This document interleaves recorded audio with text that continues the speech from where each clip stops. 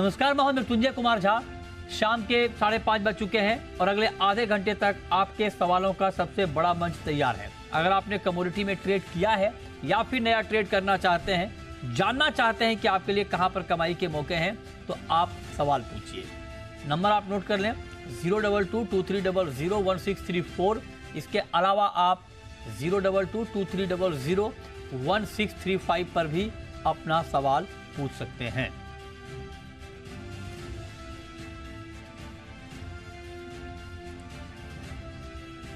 और आज की चर्चा में हमारे साथ मेहमानों का एक खास पैनल है। हमारे साथ भाविक पटेल साहब जुड़ रहे हैं, ट्रेड बुल्स के। वीरेन वकील हैं, पैराडाइम कमोडिटी के। राहिल शेख हैं, मीर कमोडिटी के। किशोर शाह हैं, एग्री एक्सपर्ट। और दिनेश सोनी हैं, जीरा ट्रेडर। आप सभी का बहुत बहुत स्वागत है। और चर्चा की शुरुआत हम कर रहे हैं चीनी के साथ, क्योंकि चीनी की कीमतों में बड़ी तेज़ी आ गई है।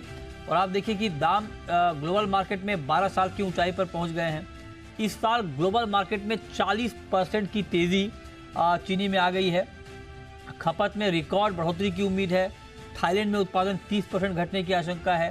भारत से मार्च 2024 तक एक्सपोर्ट पर प्रतिबंध है, मतलब अभी उसको एक्सटेंड नहीं किया गया है जो रोक लगी थी। तो कुल मिलाकर चीनी की कहानी ये है कि ग्लोबल मार्केट में हालात बहुत टाइट हैं, दाम बहुत तेज़ी से बढ़े हैं। डोमेस्टिक मार्केट का क्या सिचुएशन है, बताने के लिए राहिल शेख साहब हमारे साथ हैं, मेहर कमोडिटी के। और राहिल जी, बहुत बहुत स्वागत है आपका जी बिजनेस पर।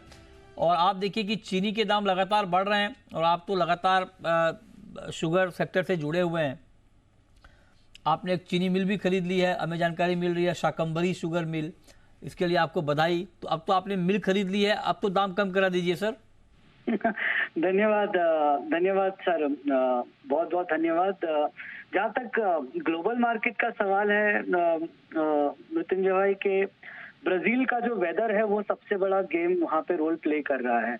वहाँ बरसात हो रही है और उस बरसात के चलते केन क्रशिंग हॉल्ट होती है। तो जितने जितने दिन उनके कम होते जा रहे हैं, अगर केन जमीन पे उत्पाद खड़ा भी है तो उसको कटाई करके फिर वो क्रश होकर के शक्कर नहीं बन सकती। तो सबसे बड़ा जो आज इशू है वो ब्राजील के वेदर के डिपेंडेंट है। और हमें ऐसा लगता है कि डिमांड जो है उसके सामने सामने उतनी ही विथहेल्ड कर, इंडिया से भी एक्सपोर्ट बंद है और थाईलैंड से क्रॉप कम होने की वजह से वहां पे भी आशंका है कि काफी हद तक के वहां से भी एक्सपोर्ट कम रहेगा। तो डिमांड होल्ड अप कर रहा है। ब्राजील वेदर जो है वो केन क्रशिंग को परमिट नहीं कर रहा है और इंडिया से एक्सपोर्ट बंद है, थाईलैंड से बंद है। हमें ऐसा लगता है कि जो मैरिक्स हमारे पार्टनर्स है लंदन में, हमने उनके साथ में अभी वेदर पे चर्चा की थी, तो अक्टूबर और नवंबर में भी काफी बरसात रहेगी। अच्छा। तो ऐसे लगता है कि जो ब्राजील का अनुमान था कि 41 मिलियन हो जाएगा, शायद हो सकता है वो केन क्रश ना होने की वजह से वो केन अगले सीजन में चला जाएगा। तो अगर आप ग्लोबल सिनेरियो देखेंगे सर, तो Chinese demand is coming back. वो थोड़ा डिले कर दिया उन्होंने और वो अभी वापस आना शुरू हुआ है ये बाजार में। इंडोनेशिया ने सर अपने पास खुद के पास स्टॉक था, तो वो लोअर लेवल पे चीनी खरीदे नहीं। अभी उन्होंने दे हैव मिस्ड अ बस बेसिकली। और जहां तक ईरान है वो कम्प्लीटली ड्राई चल रहा है। अच्छा। पाकिस्तान में भी उत्पादन ऑलमोस्ट 6.1 मिलियन का होना है और 6.1 की खपत है। और वहां से अफगानिस्तान में खूब स्मगलिंग चल रही है। तो पाकिस्तान शायद हो सकता है कि वो स्मगलिंग के चलते इंपोर्ट करना पड़ जाए उनको। अच्छा। तो मार्केट जो है सर अभी 23-24 छोड़ चुका है और 24-25 की तरफ देख रहा है मोटा मोटा। तो अपने हमारा अनुमान है कि ये डेफिसिट रहेगा। डोमेस्टिक मार्केट में क्या सिचुएशन है सर, क्योंकि हमने जब भी चीनी पर हम बात करते हैं तो हमें तो ये कहा जाता है कि डोमेस्टिक मार्केट में सिचुएशन बहुत कंट्रोल है, यहाँ पे डिमांड के मुकाबले सप्लाई पर्याप्त है। सर देखिए, अगर हम S&D आंकड़ों की बात करें तो ओपनिंग स्टॉक 1 अक्टूबर को 5.8 मिलियन टन के करीब है। अब भारत सरकार के पास इसके हार्ड नंबर है, तो इस विषय के ऊपर पे कोई भी डिबेट जो है वो सही नहीं है। ओपनिंग स्टॉक 1 अक्टूबर को 5.8 मिलियन हेक्टेयर है। अच्छा। मेट्रिक टन है। अच्छा। और आप पकड़ के चलिए कि अगले साल का उत्पादन जो है, अगर आप सारे एनालिस्ट की रेंज देखोगे तो 29 से लेके 31 मिलियन तक है। हमारा अनुमान है कि हम अराउंड 30 मिलियन बनाएंगे। और समझो कि हमने स्टॉक को स्टॉकिंग करते हुए और कंजम्पशन की जो बढ़ोतरी है पूरी दुनिया में चल रही है, तो हमारे यहाँ पे भी वो बढ़ोतरी चलेगी। जहां हम 28 गिन रहे थे, हम उसको 29 भी गिने, तो भारत सरकार के पास फिर क्लोजिंग स्टॉक 6 मिलियन का आता है। तो मुझे लगता नहीं कि कहीं पे हमारे यहाँ पे शॉक्स आने की, जैसे वर्ल्ड मार्केट में सर आज आप पूरी तरह से एक ब्राजील पे डिपेंडेंट हो, एक कंट्री के ऊपर। ब्राजील नहीं हो तो आपके पास शॉक एब्जॉर्बर और कोई नहीं है। हिंदुस्तान में हमारे पास में आज स्टॉक्स है। तो मुझे नहीं लगता कि हमको कोई इंटरनेशनल मार्केट के शॉक्स यहाँ पे देखने मिले। हाँ ठीक है, अभी जो एनामली है कि जहां हमारा क्रॉप जो है सबसे लोअर स्टॉक हमारा आता है 1 नवंबर 5 नवंबर के रेंज में, तो वो जब तक क्रशिंग चालू नहीं होती वो थोड़ी टाइटनेस फील रहेगी। बट एक बार क्रशिंग शुरुआत हो गई तो मुझे लगता है 30 मिलियन टन हमारे पास उत्पादन आना है, 4 मिलियन के करीब हम एथेनॉल में डाइवर्ट करेंगे, तो सुक्रोज कंटेंट तो हमारे पास काफी है। तो मुझे नहीं लगता कि हमको वर्ल्ड मार्केट के शॉक्स को इंडिया में झेलना पड़ेगा। तो मतलब ये कि आप ये कह रहे हैं कि दिवाली पे मिठाई महंगी नहीं होगी, खूब जम के मिठाई खाएंगे सस्ते भाव पर, राइट? सर देखिए, जहां हमारी कंट्री 6% पे ग्रो कर रही है तो मिठाई भी खाएंगे ना लोग। 6% तो कम से कम इन्फ्लेशनरी अफोर्डेबिलिटी तो हर चीज की आई जाएगी। 6 मिठाई तो खा ही सकते हैं, है ना? ये बात सही कही आपने। मतलब आप ये कह रहे हैं कुल मिला के, अगर मैं वन लाइन में आपसे जानना चाहूँ कि इंडियन मार्केट में चीनी के दाम अभी नहीं बढ़ने वाले हैं, आप ये कहना चाह रहे हैं, राइट? सर ये मैं ये कहने की कोशिश कर रहा हूँ कि जब तक क्रशिंग नहीं बढ़ती थोड़ी टाइटनेस फील रहेगी, बट ये नहीं है कि हम टाइटनेस से क्या मतलब है आपका? टाइटनेस से क्या मतलब है? कितना का ये मतलब है कि मतलब हर रोज अगर आप देखोगे तो प्राइसेस जो है वो रेंज में घूम 36 रुपए से 37 रुपए की रेंज में। सरकार का डंडा आता है तो 36 आ जाता है, जब डंडा हल्का होता है तो 37 आ जाता है। तो क्या चाहते हैं? डंडा बना रहे, डंडा पड़ा है, आप ये चाहते हैं? तो सर आज तो हर व्यापारी अपना स्टॉक रजिस्टर है वो रिपोर्ट कर रहा है, और सरकार जानती है सारी चीजें कि उनके पास भी इंफॉर्मेशन फ्लो आ रही है।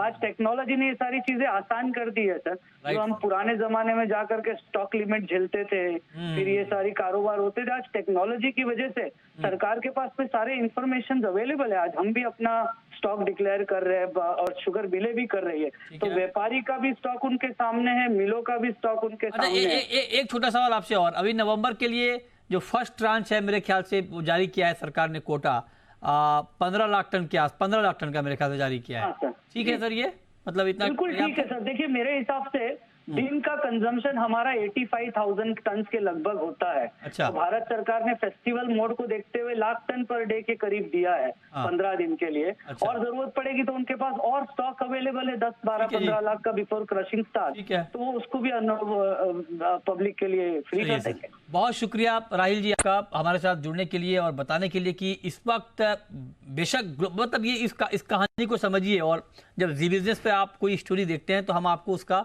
पूरा हॉलिस्टिक व्यू देते हैं। हॉलिस्टिक व्यू है कि आपको पैनिक नहीं करना है कि ग्लोबल मार्केट में 12 साल की ऊंचाई पर चले गए, 14 साल की ऊंचाई पर चले गए हैं दाम। ये हमने आपको बताया कि हाँ ग्लोबल मार्केट में दाम बढ़े हैं, लेकिन ग्लोबल मार्केट में दाम बढ़ने का मतलब ये नहीं कि इंडियन मार्केट में भी दाम बढ़ जाएंगे। राहिल अभी ये बता रहे थे कि इंडियन मार्केट में सप्लाई का सिचुएशन बहुत ठीक है, यहाँ पर कोई बड़ी तेजी नहीं आने वाली है। हाँ ₹1-2 बढ़ जाए, फेस्टिव सीजन है, वो अलग मसला है, लेकिन यहाँ पर पैनिक वाला सिचुएशन नहीं है। डिमांड के मुकाबले सप्लाई के हालात बेहतर हैं, ठीक हैं, तो लिहाजा यहाँ पर सिचुएशन अभी कंट्रोल में है चीनी को लेकर। इसको लेकर बहुत पैनिक करने की ज़रूरत नहीं है। आगे बढ़ते हैं और अब हम बात करते हैं जीरे की। जीरे की बात इसलिए क्योंकि आप देखिए कि जीरे ने जीना मुहाल कर दिया लोगों का। मतलब ये वही जीरा है जो 20,000 से बढ़कर 60,000 के ऊपर तक गया था, 65,000 के आसपास तक चला गया था। उसी जीरे को आप देखिए 50,000 पे खड़ा है। मतलब ऑल टाइम हाई से 15,000 रुपये जीरे के दाम कुछ ही दिनों में गिर गए हैं। रोज गिरावट आ रही है। आज भी मार्केट शुरुआती दौर में बहुत तेजी से नीचे आया था, हालांकि उसके बाद थोड़ी रिकवरी आई, लेकिन फाइनली मार्केट गिरावट के साथ ही बंद हुआ है और करीब करीब 2% के आसपास की गिरावट आज भी हमने जीरे में देखी है। तो आखिर जीरे में चल क्या रहा है, फंडामेंटल क्या है, ये गिर रहा है या गिराया जा रहा है, ये बताने के लिए हमारे साथ किशोर शाह हैं, एग्री एक्सपर्ट हैं, जीरा के ट्रेडर हैं, और दिनेश सोनी साहब हैं, जीरा ट्रेडर हैं और मंदसौर मंडी के हेड भी हैं। तो आप दोनों का बहुत बहुत स्वागत है। दिनेश जी, आप जरा बताइए सर, अगर मैं आपसे पूछूं कि जीरा गिर रहा है या गिराया जा रहा है तो आप क्या कहेंगे? सर नेचुरल मंदी है, इसमें कोई आर्टिफिशियल कुछ भी नहीं है, एकदम नेचुरल मंदी है। अच्छा। और जैसा हम सोच रहे हैं, मैंने पिछली बार भी आपको बोला था, एक्सपोर्ट की डिमांड बहुत वीक है और जो भी मंदी आ रही है जस्टिफाइड मंदी है, इसमें कोई आर्टिफिशियल कुछ भी नहीं है। नेचुरली क्या है, इंटरनेशनल क्रॉप थी जो अपन सोच रहे थे 20-25-30 हजार टन आएगी, उसकी जगह करीबन 80 से 90 हजार टन की क्रॉप आ गई। तो कहाँ पे? इंटरनेशनल बाजार के हिसाब से वहां से एक्सपोर्ट का व्यापार बहुत ज्यादा निकला। कहाँ पे और 80-90 कुछ हजार आ माल गई इंडिया सर में क्रॉप? import भी हुआ है। सोनी है जी, जी? 80-90 हजार क्रॉप कहाँ पर आ गई? जैसे सीरिया है, टर्की अच्छा। है, चाइना है, ये सब मिला के मतलब 70 से 80 हजार टन के लमसम क्रॉप थी। ये अच्छा। क्रॉप जो 20 से 25-30 हजार टन से ज्यादा कभी आती नहीं है जनरली। ओह, उसका अच्छा, इफेक्ट अच्छा। है, भाव अच्छा देखते हुए वहां भी सोइंग ज्यादा हुई और अच्छा उसका जी। इफेक्ट ये हुआ कि एक तरफ इंटरनेशनल बाजार के अंदर की वहां से सप्लाई हुआ और इंडिया में भी कुछ माल इम्पोर्ट हुआ। तो काफी पिछले 2-2.5 महीनों से एक्सपोर्ट बहुत वीक है।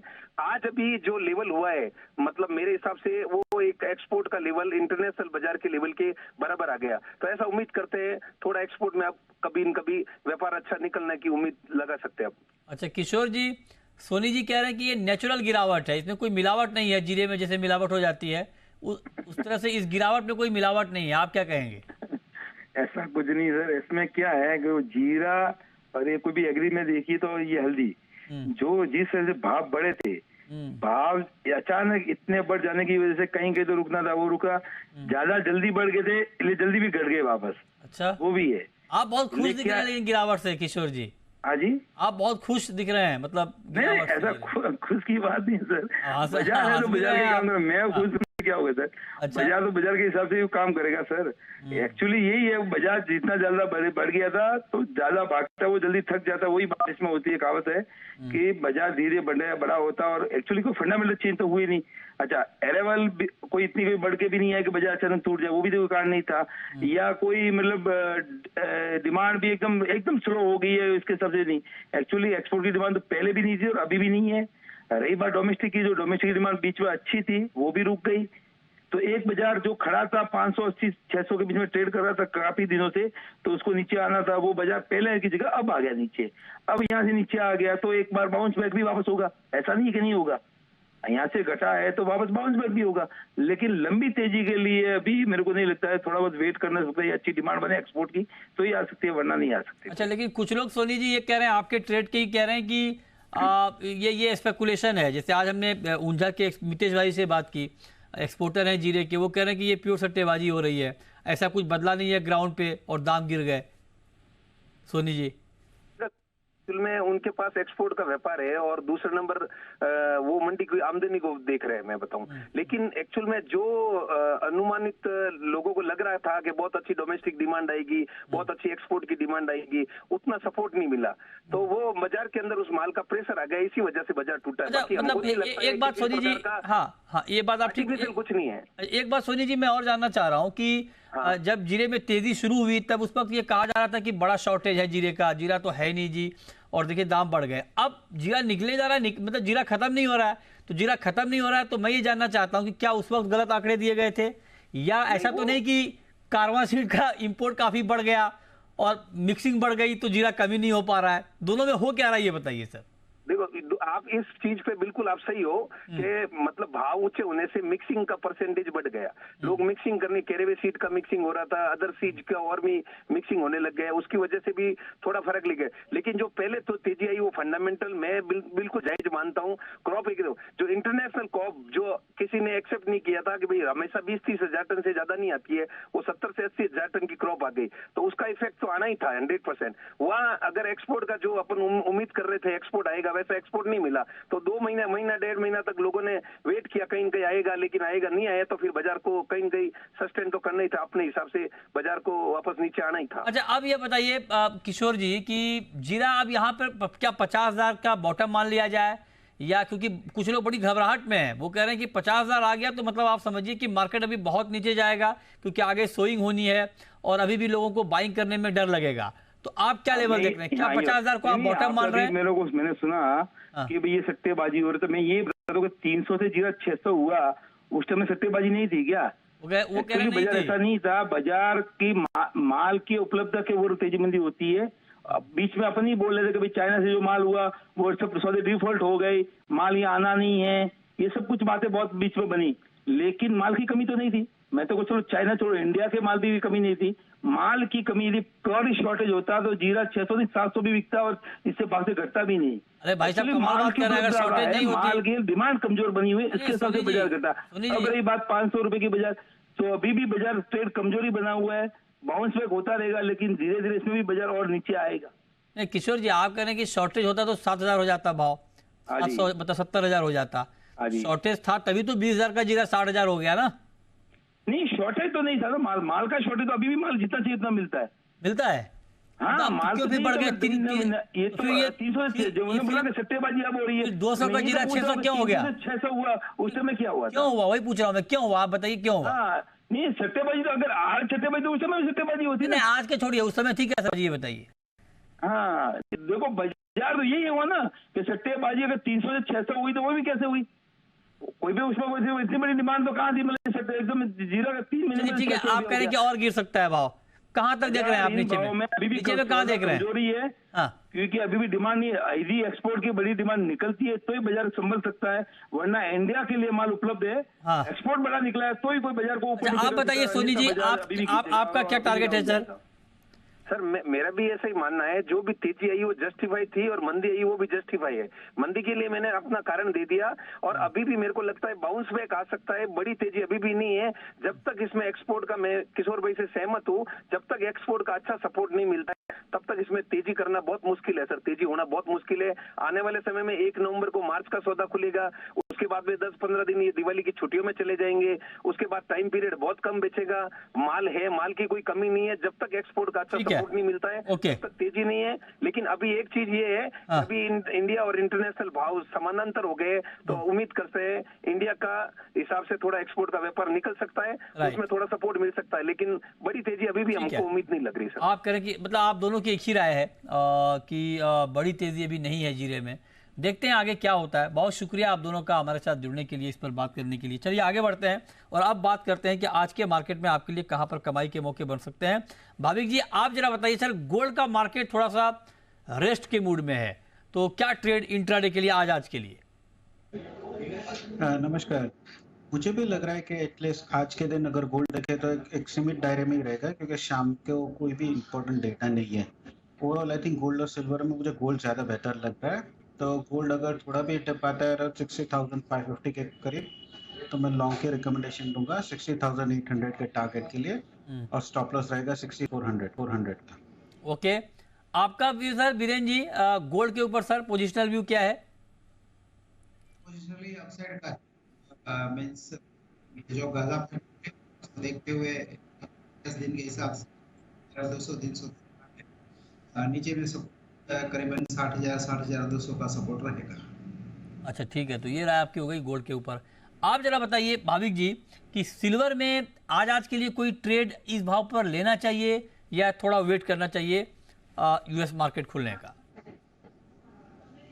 आई थिंक मुझे सिल्वर अभी भी वीक लग रहा है। देखिए 73,500 का जो लेवल है वो ब्रेक नहीं कर पा रहा है, और अंतर्राष्ट्रीय बाजार में भी देखें तो 23 के नीचे है। इनफैक्ट अगर 2 वीक की रैली देखें गोल्ड और सिल्वर में कंपैरेटिवली, तो गोल्ड ज़्यादा आउट परफॉर्म कर रहा है, और गोल्ड सिल्वर रेशियो भी 84.5 है, तो मुझे नहीं लग रहा है कि अभी भी सिल्वर में कोई तेज़ी है। आई थिंक सिल्वर में लॉन्ग तो मैं नहीं रिकमेंड करूँगा, थोड़ा शॉर्ट है रिकमेंड कर सकता हूँ। तो इंट्राडे पर्पस से मुझे अभी भी स्ट्रेंथ नहीं लग रहा है, तो आई थिंक अवॉइड ही करना चाहिए। लॉन्ग साइड अगर कोई भी हो तो आई थिंक निकल जाना चाहिए इंट्राडे के लिए। ओके नेक्स्ट, अब चलिए अब हम शुरू करते हैं सवाल जवाब। पहला सवाल है अर्जुन का, पूछिए अर्जुन। अर्जुन आपको आवाज आ रही है? हाँ पूछिए। दिसंबर एंड तक ग्वार 7,000 आ जाएगा क्या? ग्वार 7,000 हो जाएगा क्या? अच्छा वीरेन सर क्या व्यू सर आपका, ग्वार 7,000 का लेवल आप देख रहे हैं सर? फिलहाल दिवाली तक की रेंज हम 5700 से 6200 57 62 की देखेंगे। दिवाली के बाद एरावल का प्रेशर रहता है या नहीं रहता है, उसके बाद निर्भर करेगा। माल रफ्तार से अभी तो आ रहा है, क्योंकि किसान गवार को रोकने के मूड में नहीं है, तो मे भी कि सीजन जल्दी खत्म हो जाएगी ऐसा लग रहा है। तो ये जो तेजी का जो मूड है 6,500 या 65 67 में भी 7,000, बट वो दिवाली के बाद में भी हम देखेंगे। दिवाली के बाद, ओके ठीक है। आगे बढ़ते हैं और रुक करते हैं अगले कॉलर का। सवई हैं हमारे साथ राजस्थान से, पूछिए। सर मेरा 703 में कॉपर है, अभी ये जो अक्टूबर वाला 703 में आपने बाई किया है? हाँ। अभी मार्केट है 697 पे। ओके, तो क्या करना चाहिए भाविक जी अभी? देखिए कॉपर में अभी भी मुझे वीक ही लग रहा है। आई थिंक उनको निकल ही जाना चाहिए। अक्टूबर में जब तक आई थिंक 703 704 के ऊपर नहीं जाता है तब तक अभी भी वीक लग रहा है। तो करंट मार्केट प्राइस से ही मैं बोलूँगा कि वो निकल जाइए, या तो अगर उनको रुकना है तो 695 का स्ट्रिक्ट स्टॉप लॉस रखिए, और वापस अगर 701 702 के करीब आता है उनके कॉस्ट के नज़दीक तो निकल जाइए। ओके, नेक्स्ट कॉलर आकाश है, पूछिए आकाश। सर जी, मैंने सर 78,000 पे बाइंग कर रखी है सर। 78,000 पर आपकी बाइंग है? हाँ सर। अच्छा जी। अभी मार्केट आ गया है 72 के नीचे, मतलब 71,600 के भी नीचे। तो क्या सुझाव वीरेंद्र सर इनके लिए? रुकना चाहिए अभी? फिलहाल रुक सकते हैं, सोने की तेजी का थोड़ा सपोर्ट मिल सकता है, but overall silver under performer रहेगी सोना की तुलना में। अच्छा, ओके, ठीक है। क्रूड पर क्या व्यू है भाविक जी आपका? देखिए क्रूड में कल जो यूरो के इकोनॉमिक डेटा है वो नेगेटिव ही आई। इनफैक्ट उसकी वजह से कल हमने देखा कि इनफैक्ट 2 दिन में देखा कि 5% की गिरावट आ चुकी है। मंडे को 3% और कल 2%।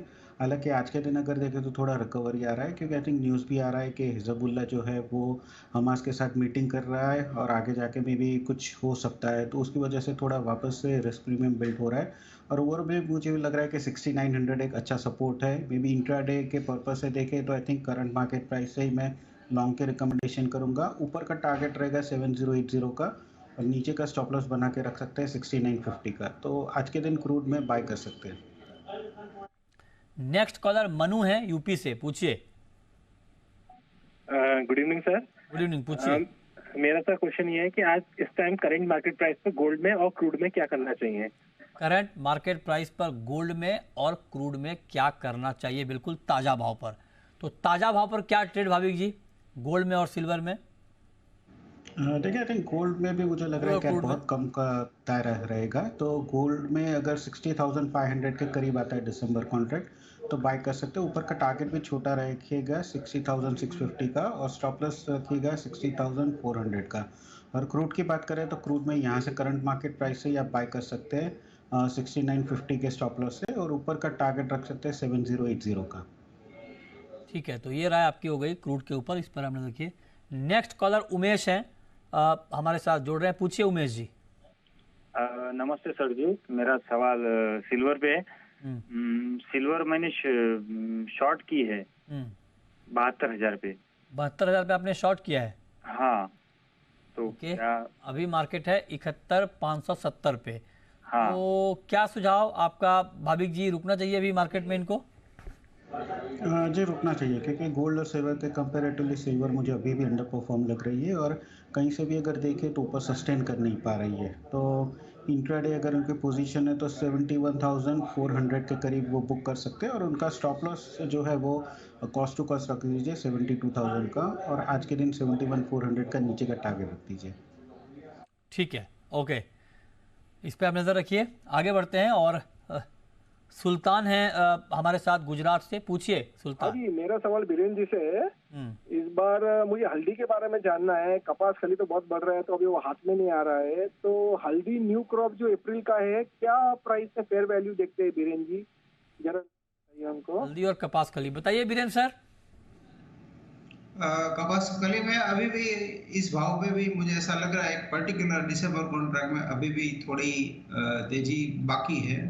हल्दी में आगे कहीं शॉर्ट साइड का मेरा ट्रेड रहेगा। मैं नॉर्मली इस बार नियर टर्म में किसी भी चीज में बाइंग साइड में प्रेफर नहीं कर रहा हूँ। ओके, ठीक है। नेक्स्ट कॉलर अमित है, पूछिए अमित जी। जी मेरा जिंक और नेचुरल गैस में बाय है, दोनों में प्रॉफिट है, तो निकल जाऊं क्या? अच्छा, दोनों में बाय है। किस भाव पर बाय किया आपने? नेचुरल गैस से 273 और जिंक है और 219। अच्छा, दोनों में प्रॉफिट में है। तो क्या सुझाव आपका होगा भाविक जी, निकल जाए, प्रॉफिट बुक कर लें या बने रहें? जिंक की बात करो तो आई थिंक जिंक थोड़ा अभी भी बने रही है, मे बी यहाँ से 30 और 40 पैसे की गुंजाइश लग रही है। बट नेचुरल गैस में अगर देखें तो नेचुरल गैस काफ़ी वॉलेटाइल है, अभी उनको प्राइस में हाई मिल रहा है, प्रॉफिट मिल रहा है, तो natural gas current market price से ही बुक कर लीजिए और जिंक में अभी भी 30 पैसे की वेट कीजिए, ऊपर की लिमिट रख दीजिए। ठीक है, बहुत शुक्रिया भाविक जी आपका, बीरेन जी आपका जुड़ने के लिए और तमाम सवालों के जवाब देने के लिए। तो फिलहाल इस शो में इतना ही।